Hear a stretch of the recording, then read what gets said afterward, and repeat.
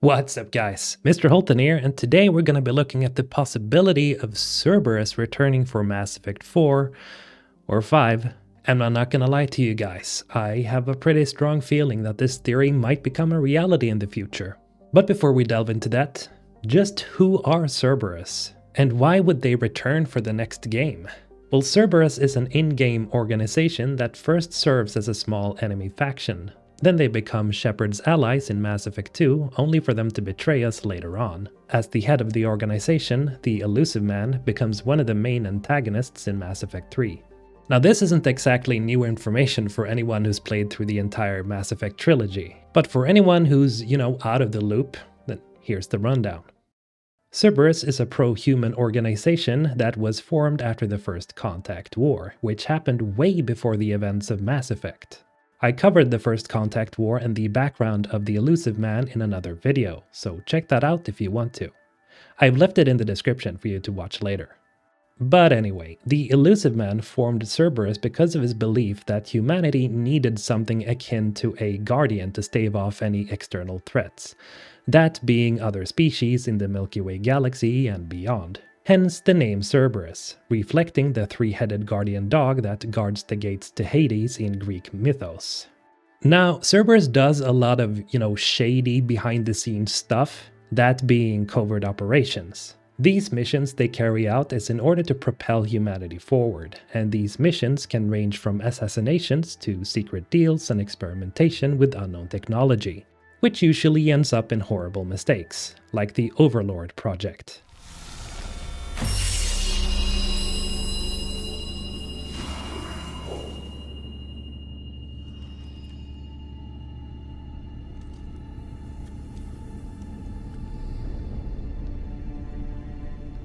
Quiet.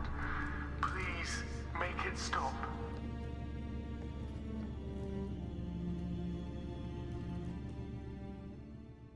But this doesn't mean that Cerberus can't be used for good. The one thing that the Illusive Man did right was to commence the resurrection of Commander Shepard, who, after getting blasted into space, crashed on a planet and, well, died rather horribly, might I add. Now, the Illusive Man thankfully made sure that Shepard was resurrected before he was completely indoctrinated by the Reapers. Case in point, Cerberus may have looked like an evil organization from the outside, but the Illusive Man wasn't an evil person. This is explored more in the comics Mass Effect Evolution, where we see how the Illusive Man, or Jack, gets partly infused with Reaper technology by mistake, hence explaining his cybernetic eyes. We also get hints of his true self in the ending of Mass Effect 3, during the final confrontation with him. If you manage to pass every speech check up until then, Shepard can finally reach the Illusive Man with words, which makes him realize that he was indoctrinated by the Reapers all along, and he shoots himself. You're stronger. Don't let them win. Break their hold. Don't let them control you. I tried, Shepard.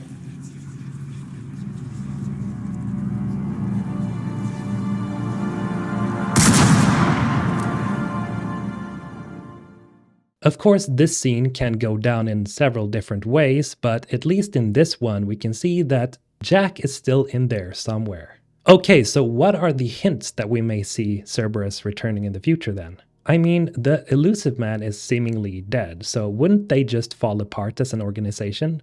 Actually, no, they probably wouldn't. You see, according to EDI, Cerberus is made up of 3 individual cells that have no contact whatsoever with each other. They were all supposed to work independently, and they only took direct orders from the Illusive Man. As we saw in Mass Effect Andromeda, another splinter group of one of those cells made it to the Andromeda Galaxy, where they settled on Kadara and experimented on other species with mind control. And as they couldn't take direct orders from the Illusive Man anymore, this just shows that each cell works on their own without his supervision. But the only real hint that we have of Cerberus returning so far is this concept art of the next Mass Effect right here. If you look closely, you can clearly see that this is a mass relay that's getting built. And this isn't the only thing that's interesting about this art. Now look at the coloration. It's orange and black. Last time I checked, that's the official color scheme of the Cerberus logo. And normally, mass relays aren't colored this way, as they tend to have the signature look of Reaper technology, that being dark blue. So what the hell is going on? Why are we seeing Cerberus colors on a mass relay? Well, it's possible that this goes even deeper than we think. Throughout the Mass Effect trilogy, we've been fighting against overwhelming opposition in the form of ancient alien AI gods, and Mass Effect 3 really turned the heat up to 11 when the Reapers finally invaded the entire galaxy and mopped the floor with everyone.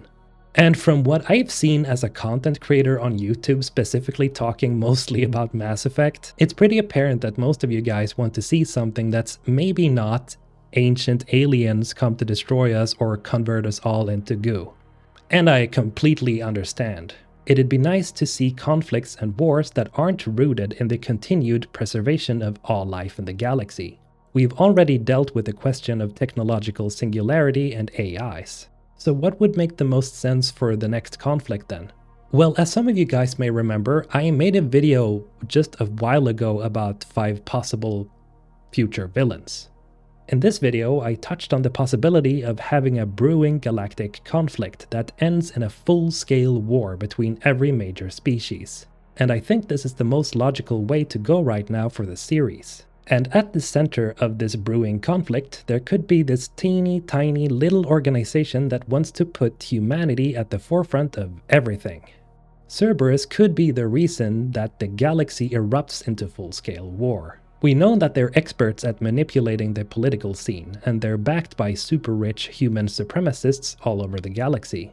And now, while the galaxy is rebuilding, Cerberus strikes when every other race are at their weakest. That's why I think we're seeing a Cerberus-colored mass relay. At some point in the next game, they've completely taken over all human leadership, and they're working really hard at making sure every other race in the galaxy gets suppressed, while humanity takes up the mantle of leadership.